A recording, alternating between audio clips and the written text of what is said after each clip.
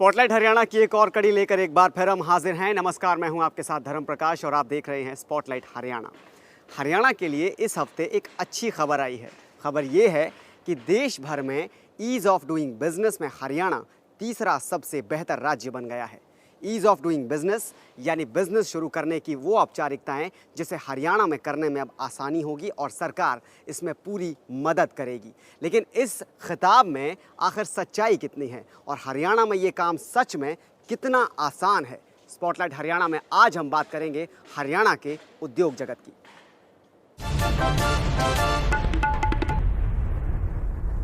Business के मामले में हरियाणा सरकार अक्सर ये दावे करती है कि हालात प्रदेश में बहुत बेहतर है। उद्योग मंत्री विपुल गोयल तो यहाँ तक दावा करते हैं कि पिछले 3.5 साल जब से हरियाणा में भाजपा की सरकार बनी है तब से प्रदेश में करीब 80,000 करोड़ रुपए का निवेश आया है और इसके साथ ही उद्योग शुरू करने, बिजनेस शुरू करने के लिए हरियाणा में बेहतर सुविधाएं सरकार दे रही है। लेकिन विपुल गोयल के इन दावों में कितनी सच्चाई है? हरियाणा में उद्योगों की हालत असल में आखिर है कैसी? स्पॉटलाइट हरियाणा की आज की हमारी ये पहली रिपोर्ट इसी पर आधारित है।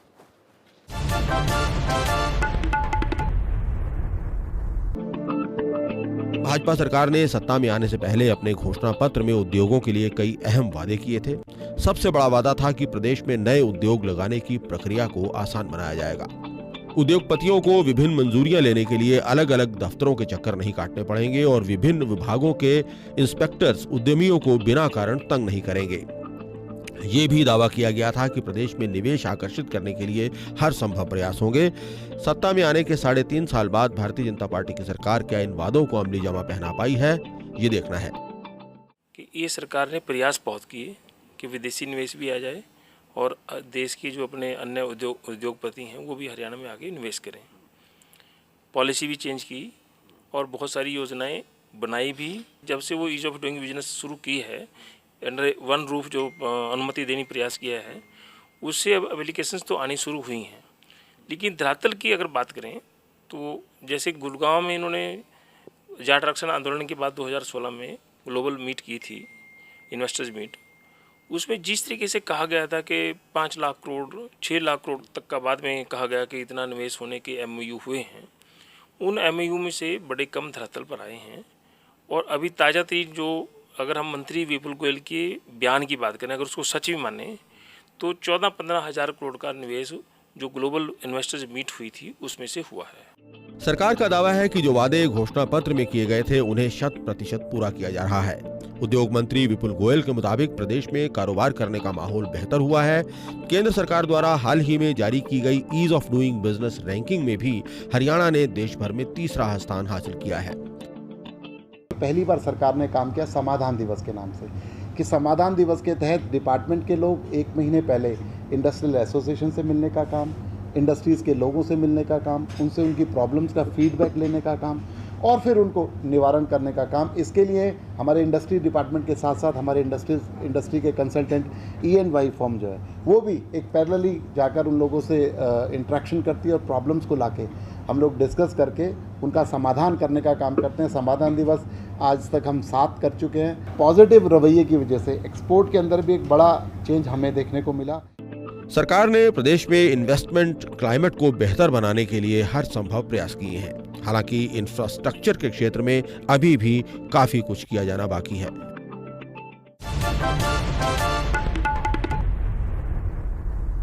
तो ये हैं हालात। हरियाणा सरकार खुद के दावों की वाहवाही करती नजर आती है। तीसरा खिताब देश भर में हरियाणा को मिला है ईज ऑफ डूइंग बिजनेस में। लेकिन इस खिताब की सच्चाई क्या है? इस खिताब के मायने उद्योगपतियों के लिए क्या है? जांच पड़ताल करने की हमने भी कोशिश की। गुरुग्राम और फरीदाबाद में उद्योगपतियों के बीच जाकर हमने ये जांचा कि आखिर उद्योगपति इस बारे में क्या सोचते हैं और पड़ताल करने पर यह पता चला कि सरकार की राय और उद्योगपतियों की राय अलग अलग है। बिजनेसमैन ये सोचते हैं कि हरियाणा सरकार जो जताती है असल में ऐसा है नहीं।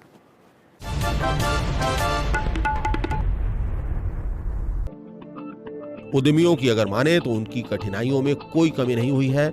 आज भी भ्रष्टाचार का बोलबाला है और इंस्पेक्टरी राज से निजात नहीं मिली है। गुरुग्राम के उद्योगपतियों का मानना है कि सरकार के आधे वादे भी पूरे नहीं हुए हैं। सिंगल विंडो सिस्टम का सपना केवल सपना ही रह गया है और आज भी विभिन्न अनुमतियों के लिए दफ्तरों के चक्कर काटने पड़ते हैं। गुरुग्राम नगर निगम उद्योग विहार से भारी भरकम टैक्स वसूल रहा है, पर आधारभूत सुविधाएं तक भी उपलब्ध नहीं है। सिंगल विंडो सिस्टम तो बहुत दूर की बात है जी। सिंगल विंडो सिस्टम तो मुझे नहीं लगता कि चालू भी हुआ है। आज भी एक लाइसेंस लेने के लिए एक विभाग में पूरे जूते गिर जाते हैं। और जैसे सिंगल विंडो सिस्टम की बातें हो रही थी वो सब हवा में ही रहेगी। कोई सिंगल विंडो सिस्टम का कोई प्रोग्राम नहीं है। इवन कोई काम कराना हो, कोई लाइसेंस लेना हो, सरकार के उसमें बहुत चक्कर लगाने पड़ते हैं। आज भी किसी भी सरकार की कोई भी साइट नहीं चलती है। जिस दिन भी कोई काम करना हो, कोई भी आपने लाइसेंस अप्लाई करना है, लेबर डिपार्टमेंट है, बिजली बोर्ड है, शिक्षा विभाग है, कोई सा भी इनकम टैक्स है, सेल टैक्स है, सबका हालत यही है। कोई ना कोई दिन बीच में ऐसा आता है सबकी साइट ब्लॉक हो जाती है। इनका वही सिस्टम सबसे स्लो है, तो बाकी सिंगल विंडो सिस्टम कहाँ रह गया। फरीदाबाद के औद्योगिक क्षेत्रों की हालत और भी बुरी है। प्रदेश के सबसे पुराने इस औद्योगिक शहर में छोटी बड़ी औद्योगिक इकाइयों की संख्या हजारों में है। लाखों की संख्या में लोगों को रोजगार भी मिल रहा है, लेकिन यहाँ भी इंफ्रास्ट्रक्चर से जुड़े मसले परेशानी का सबब बने हुए हैं। सड़कों की हालत खस्ता है और स्ट्रीट लाइट्स केवल बराए नाम है। सबसे बड़ी समस्या हमारी इंफ्रास्ट्रक्चर की है। ये मान के चलें कि हमारी जो इंडस्ट्रियल सेक्टर्स की सड़कें, बिजली और पानी की समस्या का समाधान अभी तक नहीं निकला है। किसी कारणवश हमारे लिए जो 130 करोड़ करीब रुपया मुख्यमंत्री जी ने सैंक्शन करा था और विपुल गोयल जी ने उसको मंजूरी दिलाई थी, वो अभी तक किसी कारणवश अटका पड़ा है। मुझे इसके अंदर की चीज़ मालूम नहीं है, लेकिन जो काम पिछले 1 साल पहले शुरू होना चाहिए था वो काम अभी तक शुरू नहीं हुआ, जिसकी वजह से हमें तकलीफ हो रही है। सबसे ज़्यादा राजस्व भी हमारी इंडस्ट्री देती है और सरकार को चाहिए कि सड़कों का ध्यान रखना, फुटपाथों का, ड्रेनेज सिस्टम या सीवरेज सिस्टम, इनको, और हमने इसकी सारी कंप्लेंट भी लगातार की है। नगर निगम को बताते रहते हैं कि हमें ये दिक्कतें आ रही हैं। और जितनी स्ट्रीट लाइटें हैं, क्योंकि लेडीज़ बहुत काम करती हैं, उनका होना यहाँ पर बहुत आवश्यक है। स्ट्रीट लाइटों पे लाइटें ही नहीं है, जगेंगी कहाँ से, ये सारी मुश्किलें। भाजपा सरकार ने प्रदेश को मैन्युफैक्चरिंग हब बनाने का वादा किया था। मेक इन इंडिया की तरह मेक इन हरियाणा का नारा भी दिया गया था। नीतिगत स्तर पर सरकार ने अच्छे फैसले भी लिए हैं, पर ये जमीन पर कितने लागू हुए हैं, ये एक बड़ा सवाल है।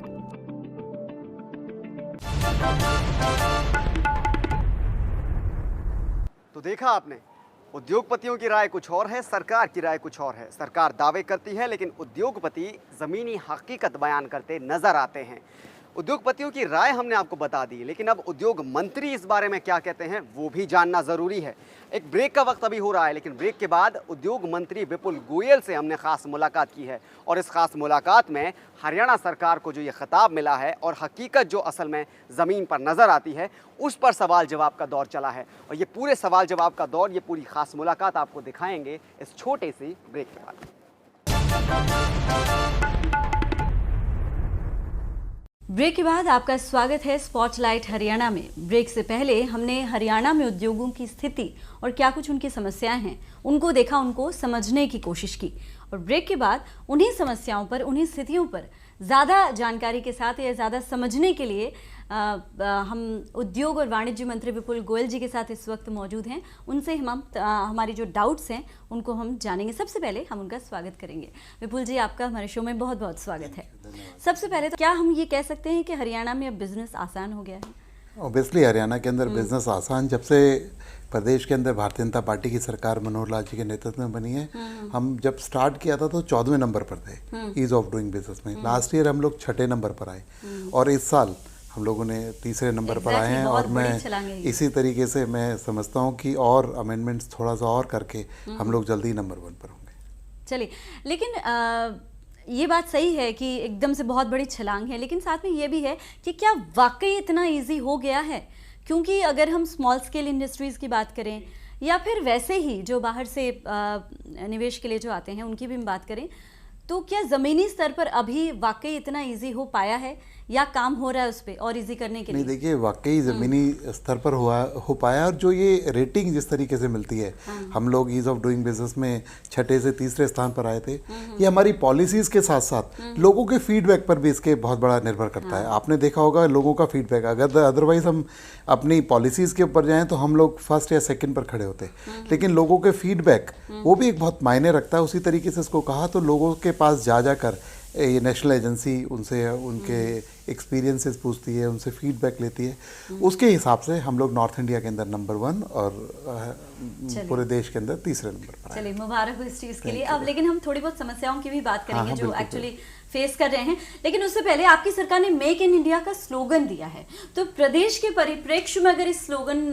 को हम देखें तो आपकी सरकार ने अभी तक इसके लिए क्या कुछ किया? मेक इन इंडिया के लिए सबसे पहली बात तो हमने पहली बार 2015 में एंटरप्राइजिंग पॉलिसी बनाई, और जो पॉलिसी पहली बार ऐसी बनाई जो लोगों के स्टेक होल्डर्स को साथ लेकर हम लोगों ने पॉलिसी बनाई। और उसके बाद पहली बार 50 साल के हरियाणा में ग्लोबल इन्वेस्टर मीट हम लोगों ने 2016 के अंदर किया, और उसके अंदर प्रदेश के अंदर विषम परिस्थितियाँ थी उन दिनों, फिर भी हमारे उस इन्वेस्टर मीट के अंदर हमारा 1 लाख करोड़ का टारगेट था।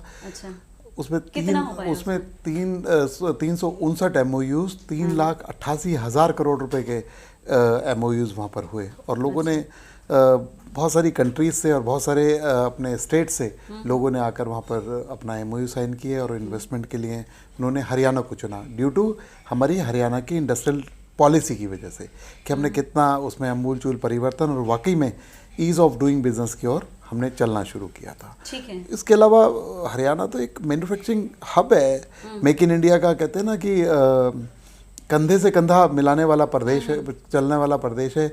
चाहे हम 4 व्हीलर की बात करें, चाहे 2 व्हीलर की बात करें, तो देश का 50% हरियाणा के अंदर बनता है। हरियाणा ऑटोमोबाइल हब है। और इसके अलावा हमने बहुत सारी चीज़ें, आप देखिए HSIDC के अंदर बहुत सालों से प्लॉट्स कभी भी ऑनलाइन अलॉटमेंट नहीं होता था, उनमें बंदर बाट होती थी, या कहें कि किसी ना किसी अपने लोगों को फ़ायदा पहुंचाने के लिए उनका काम किया जाता। इंडस्ट्रियलाइजेशन के लिए कभी भी उन प्लॉटों का अलॉटमेंट नहीं हुआ। हमारी सरकार ने आकर उन प्लॉटों का ऑनलाइन अलॉटमेंट शुरू किया, और जिससे कि हज़ारों इंडस्ट्री नई लगी, और मेक इन इंडिया की ओर हम लोग आगे बढ़े। जितना आपका एम था, या हम कह सकते हैं कि जो आपने लक्ष्य रखा होगा, क्या वहां तक आप पहुंच पाए हैं? हमारा लक्ष्य तो 1 लाख करोड़ का था। पहले दिन ही 3,89,000 करोड़ के MOUs हुए, और धरातल पर तकरीबन 75-80 हज़ार करोड़ रुपए का इन्वेस्टमेंट तो धरातल पर आ चुका, और 3 लाख लोगों को हम लोग जॉब दे पाए। 4 लाख लोगों का हमारा टोटल टारगेट था। और अभी समय बचा हुआ है, और बड़ी तेज़ी से हमारे कैफ के अंदर एप्लीकेशंस आ रही हैं, और लोग उसमें हरियाणा के अंदर इंडस्ट्री लगाने के लिए प्रेरित हो रहे हैं। 3 लाख करोड़ रुपए से ज़्यादा का जो कैफ के अंदर भी एप्लीकेशन पेंडिंग पड़ी हैं, उसके अंदर इन्वेस्टमेंट आना है। 12 लाख लोगों को जॉब मिलेंगी उसके तहत। तो इस तरीके का वो है, तो मैं समझता हूँ कि बहुत ही अच्छी अचीवमेंट, और हरियाणा आगे इंडस्ट्रियलाइजेशन की ओर बढ़ रहा है। ठीक है। मुख्यमंत्री हाल ही में विदेश दौरे कर चुके हैं। इन विदेश दौरों से आपको क्या लगता है, कितना फ़ायदा? इन विदेश दौरों से बहुत फ़ायदा हुआ। बहुत सारी कंपनियां, JCB ने अपना एक्सपेंशन किया, IKEA जैसी कंपनियां, और कई कंपनियों ने हरियाणा को चुना कि वहाँ पर इन्वेस्टमेंट के लिए नए नए MOUs हो रहे हैं। चाहे हमारा अभी एक लॉजिस्टिक हब हम लोग महेंद्रगढ़ के अंदर बनाने जा रहे हैं, 1200 एकड़ का है, जिसमें से कि 850 एकड़ से ज़्यादा ज़मीन हम लोगों ने अधिग्रहण भी कर ली है, और बड़ी तेज़ी से आगे उसमें कई सिंगापुर की और दुबई की कंपनियों से बात चल रही है उस लॉजिस्टिक हब को बनाने के लिए। तो वो सब लोग इंटरेस्ट दिखा रहे हैं, और रेगुलर उनसे मीटिंग चल रही है, नहीं कि सिर्फ विदेशी दौरे के बाद उनका आवागमन रेगुलर चालू है। कभी हमारे ऑफिसर्स जा रहे हैं, कभी वो लोग आ रहे हैं। अच्छा, एक चीज़ है सर, इंडस्ट्रीज़ को आकर्षित करने के लिए कुछ अहम चीज़ों की ज़रूरत पड़ती है, ये आप भी जानते ही होंगे, जैसे कि कॉस्ट ऑफ लैंड है, पावर कॉस्ट है, अवेलेबिलिटी है, और इन्हेंसमेंट जो है वो एक बड़ी समस्या बनकर भी जो उद्यमी है उनके लिए सामने आ रही है। तो इन चीज़ों पर आप क्या? देखिए, अनाउंसमेंट की बात हमने अपनी पॉलिसी के अंदर जो EMP 2015 हमने की, उसमें कहा कि आज के बाद जो भी प्लॉट होगा उसका अनाउंसमेंट अगर आएगा तो सरकार बैन करेगी, हम आगे उद्योगपति पर उसको ट्रांसफ़र नहीं करेंगे। एक बहुत बड़ा अहम कदम था। उसके अलावा अभी पिछले 1 महीने से हमने जितनी भी पुरानी अनाउंसमेंट थी, चाहे इंडस्ट्रियल पर थी, चाहे रेजिडेंशियल पे थी, उसमें 40% का हम लोगों ने डिस्काउंट दिया कि वन टाइम पेमेंट करने के लिए। तो एक एनहांसमेंट कोई बड़ी समस्या नहीं है। रही लोकेशनल एडवांटेज, हमारे हरियाणा को अगर लोकेशनल एडवांटेज है, वहाँ पर एनसीआर में हमारे 22 में से 13 डिस्ट्रिक्ट आते हैं, गुड़गांवा और फरीदाबाद, सोनीपत, बहादुरगढ़ दिल्ली के चारों तरफ है, तो लैंड कॉस्ट ज़्यादा होना स्वाभाविक प्रक्रिया है, स्वाभाविक है भी अगर लोकेशनल इतना अच्छा है। लेकिन उसके बहुत सारे फ़ायदे भी हैं। आप देख रहे हैं कि सर्विस इंडस्ट्री आज हमारी जो टोटल ग्रोथ में 50% से ज़्यादा सर्विस इंडस्ट्री है। आप देखेंगे गुड़गांवा के अंदर कम से कम 200 फॉर्चून कंपनीज जितनी भी हैं उनका हेड ऑफिस वहाँ पर है, एशिया ऑफिस वहाँ पर है, गूगल, माइक्रोसॉफ्ट जैसी कंपनियां वहाँ पर हैं। तो एक बहुत बड़ा अचीवमेंट, इसका फ़ायदा भी बहुत है और मुझे नहीं लगता कि बहुत बड़ा चैलेंज। हाँ ठीक है कि हर आम इंडस्ट्री के लिए उसके एक्सपेंशन के लिए लैंड कॉस्ट मायने रखती है, लेकिन बहुत सारी ऐसी इंडस्ट्री, सर्विस इंडस्ट्रीज और बहुत सारी ऐसे प्रोजेक्ट्स हैं जिनके लिए लोकेशनल एडवांटेज भी हरियाणा है। स्किल्ड लेबर की अवेलेबिलिटी जो है वो एक बड़ी समस्या, क्या ये आप मानते हैं इस चीज़ को? स्किल्ड लेबर की अगर अभी 1 महीने पहले पूरे हिंदुस्तान के जितने भी स्किल्ड मिनिस्टर हैं वो सब लोगों का एक वर्कशॉप था दिल्ली के अंदर, धर्मेंद्र प्रधान जी उसे हेड कर रहे थे।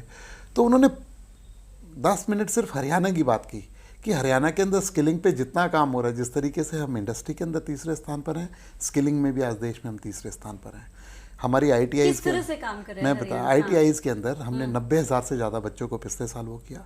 अच्छा। और 63,000 से ज़्यादा हमने HSDM के अंदर जो वेरियस डिपार्टमेंट स्किल करते हैं उसको करा। और इस बार हमने उस जो अपना टोटल जितना हमारा नंबर ऑफ आंकड़ा जिन लोगों को हमने एजुकेट करना था, जिन स्किल करना था, 2,68,000 का रखा है। और हमने सारा का सारा स्किल पार्टनर्स के माध्यम से 46 स्किल पार्टनर्स के माध्यम से हमने उसे अलॉट भी कर दिया और बड़े तेज़ी से। और सबसे बड़ी बात, देश की पहली स्किल डेवलपमेंट यूनिवर्सिटी हम लोग बनाने जा रहे हैं। अच्छा। उसका फाउंडेशन स्टोन रख दिया, उसका काम चालू हो गया 950 करोड़ रुपए की लागत से। कब तक उसका? और वो 18 महीने के अंदर बनकर तैयार हो जाएगी। ये नहीं कि 18 महीने के बाद उसमें काम शुरू होगा। आज 20 कोर्सेज मारुति के साथ मिलकर, हीरो मोटर कॉर्प्स के साथ मिलकर और ऐसी अनेकों कंपनियों के साथ मिलकर हम लोग वहाँ पर उनके कैंपस के अंदर उन कोर्सेज को चला रहे हैं और स्किल डेवलपमेंट यूनिवर्सिटी ने अपना काम शुरू कर दिया। सर, हरियाणा जो है कृषि प्रधान देश है, ऐसे में जो एग्रो इंडस्ट्रीज हैं वो एक गेम चेंजर की तरह साबित हो सकती हैं अगर उसको तरीके से इम्प्लीमेंट किया जाए, तरीके से इसका किया जाए। क्या आप मानते? एग्रो इंडस्ट्रीज, तो हम एग्रो इंडस्ट्रीज को कन्वर्ट करके कि कैश क्रॉप की ओर कि वो वेजिटेबल उगाएं, क्योंकि हमारे पास मार्केट पास है। उसको ले जाने के लिए हमने बहुत अभी अपनी पॉलिसी बनाई। उसके तहत जितनी भी एग्रीकल्चरिस्ट जो प्रोड्यूस करेंगे उनको मार्केट तक ले जाने के लिए चाहे व्हीकल की ज़रूरत हो, चाहे डीप फ्रीजर्स की ज़रूरत हो, फ्रीजिंग की ज़रूरत हो, कोल्ड स्टोरेज की ज़रूरत हो, उस पर अपनी पॉलिसी के अंदर एक बहुत बड़ा हमने सब्सिडी देने की बात की, पॉली हाउसेज पर सब्सिडी देने की बात की। उस एग्रीकल्चर को आज की ज़रूरतों के हिसाब से एक ट्रेडिशनल खेती से हमने मॉडर्न खेती की ओर कन्वर्ट करने का काम किया और उसमें बड़ी सफलता हम लोगों को मिल रही है। और नए नए कोर्सेज एग्रीकल्चर से रिलेटेड हम लोग लेके आ रहे हैं। तो मैं समझ रहा हूँ कि जो यूथ है, और जैसा कि प्रधानमंत्री नरेंद्र मोदी जी ने कहा कि किसान की आय को दुगना करने का काम, तो मैं समझता हूँ इसमें अगर अचीवमेंट कोई करेगा तो सबसे पहले हरियाणा करेगा कि उस आंकड़े को पूरा फुलफिल करने किस तरह से आप ये दावा जो कर रहे हैं वो किस बेसिस पे कर रहे हैं? मैंने कहा ना कि हम स्किलिंग के द्वारा जो नया यूथ है उसको एग्रीकल्चर की ओर प्रेरित करें। दूसरा, एग्रीकल्चरिस्ट को जो हम सब्सिडी के साथ साथ उसको फैसिलिटेशन दे रहे हैं। सर, ऐसी क्या वजह है कि सिर्फ NCR यानी दिल्ली के आसपास ही सारे उद्योग जो हैं बड़े बड़े कहें सारे, मतलब सुदूर दूसरे इलाकों में ऐसा क्यों नहीं है? क्या कर रहे हैं? इसलिए हमने एंटरप्राइजिंग पॉलिसी के अंदर हरियाणा को 4 भागों में बांटा, A, B, C, D। लेकिन उद्योग सारे वहीं पे क्यों? इसलिए देखिए ना, उद्योगों का मैंने कहा लोकेशनल एडवांटेज। उद्योग जब लगते हैं तो वहाँ पर उनमें जो काम करने वाले लोग हैं उनको स्कूल्स भी चाहिए, उनको बड़ा शहर भी साथ में चाहिए, उनके लिए शॉपिंग के लिए भी बहुत चाहिए। लेकिन हमने इंडस्ट्री को, क्योंकि हरियाणा एक इस तरीके का प्रदेश है कि जो पैन हरियाणा, इन सब चीज़ों की कहीं कोई दिक्कत नहीं है, ना रोड्स की कोई दिक्कत है, इंफ्रास्ट्रक्चर की बात लो, ना स्कूल की दिक्कत है, ना किसी और की। तो हमने 4 भागों में बांटा इंसेंटिव देने के लिए कि अगर जो C ब्लॉक के अंदर, अगर सिरसा के अंदर कोई इंडस्ट्री लगाएगा तो हमें 100 करोड़ रुपए का अगर प्रोजेक्ट लगाता है तो हम 75 करोड़ रुपए उसे रियम्बर्स करने का काम करते हैं। अगर कोई D में लगाता है तो उस तरीके का हम इंसेंटिव देने का काम करते हैं। अगर A, B, C, D 4 categories में हमने बांटा कि A के अंदर हम जो गुड़गांव फरीदाबाद आते हैं उसके अंदर हम इंसेंटिव्स कम देंगे कि हमें इंडस्ट्रियलाइजेशन और जगह चाहिए। उसके अलावा बिजली की कीमतें हमने सी और डी के अंदर 2 रुपये यूनिट बिजली कम करने की बात की, मतलब अनाउंस कर चुके हैं। तो उस तरीके से भी हम लोगों को प्रेरित कर रहे हैं कि हर जगह पूरे प्रदेश के अंदर पूरा विकास हो, इंडस्ट्रियलाइजेशन हर जगह हो। तो इस तरीके का प्रयास है। जो एक बहुत अहम मुद्दा जो है वो महिलाओं की सुरक्षा से जुड़ा मुद्दा हमारे सामने आया कि काफ़ी रात हो जाती है, उनको घर जाते वक्त उनकी मतलब मेरा सवाल सिंपल सा ये है कि उनकी सुरक्षा के लिए जो आपके उद्योगों में काम कर रहे हैं उनकी सुरक्षा के लिए क्या कुछ देखिए, उनकी सुरक्षा के लिए फरीदाबाद गुड़गांव की बात करें आप, वहाँ पर जो भी इंडस्ट्री एक साइजेबल इंडस्ट्री है जो रात में भी काम करती है, उनको ड्रॉप करने का काम, महिलाओं को उनके घर तक ड्रॉप करने का काम वो लोग करते हैं और इसके लिए हम उन्हें प्रेरित भी करते हैं। और उसके अलावा हमने जगह जगह महिला थाने हर डिस्ट्रिक्ट के अंदर बनाने का काम किया। हरियाणा एक पहला प्रदेश है यहाँ पर कि महिला की सुरक्षा को देखते हुए महिला थाना बनाया है, जिसके अंदर छोटे से छोटे मुलाजिम तक ऊपर ऑफिसर तक सारी महिलाएं होती हैं और स्पेशली उनकी टेक केयर करने का काम करती हैं। और मैं समझता हूँ कि लेबर की बात, लेबर प्रॉब्लम्स या अनरेस्ट जब से हमारी सरकार बनी है एक भी कोई मेजर हरियाणा के अंदर नहीं हुआ किसी भी तरीके का काम। हरियाणा सरकार ने जो अपनी क्लस्टर पॉलिसी बनाई उसको देश की सरकार ने बहुत सराहा और हमने 26 क्लस्टर मिनी क्लस्टर बनाने का काम किया। उसके अलावा 6 बड़े क्लस्टर बनाने का काम, जिसमें 10 से ज़्यादा पर काम शुरू हो चुका है और बाकी के इसी फाइनेंशियल ईयर के अंदर इन पर काम शुरू हो जाएगा। और जो लोगों से वादे किए तो उससे बिफोर टाइम हम लोग उस काम को पूरा करने जा रहे हैं। और केएमपी की बात आपने देखा, जो इंडस्ट्री के लिए एक बहुत बड़ी राहत की बात है, उसका एक चरण हमने 1.5 साल पहले पूरा कर दिया और फाइनल 2 महीने के बाद पूरा होने जा रहा है। और उस केएमपी के दोनों तरफ 2-2 किलोमीटर पर हमने इंडस्ट्रियल टाउन और शहर बसाने की बात जो जल्दी करने जा रहे हैं। एक इंडस्ट्री डिपार्टमेंट के एक ग्लोबल सिटी 1000 एकड़ के अंदर हम गुड़गांव के अंदर बहुत बड़ा प्रोजेक्ट लेकर आ रहे हैं, जिसके अंदर उसका क्या? वो दिसंबर तक हम लोग उसकी ऑक्शन कर देंगे और उसे बड़ी तेजी से हम लोग लोगों को आमंत्रित करेंगे वहाँ पर, देश विदेश के लोगों को, कि हरियाणा को एक नया परिवेश देंगे। शुक्रिया विपुल जी हमारे साथ जुड़ने के लिए, आपको बहुत बहुत शुक्रिया। तो उम्मीद है आपको हमारा ये शो पसंद आया होगा। अगले एक और एपिसोड में एक और प्रदेश के मुद्दे के साथ आपके सामने हाजिर होंगे। तब तक के लिए इजाजत दीजिए, शुक्रिया।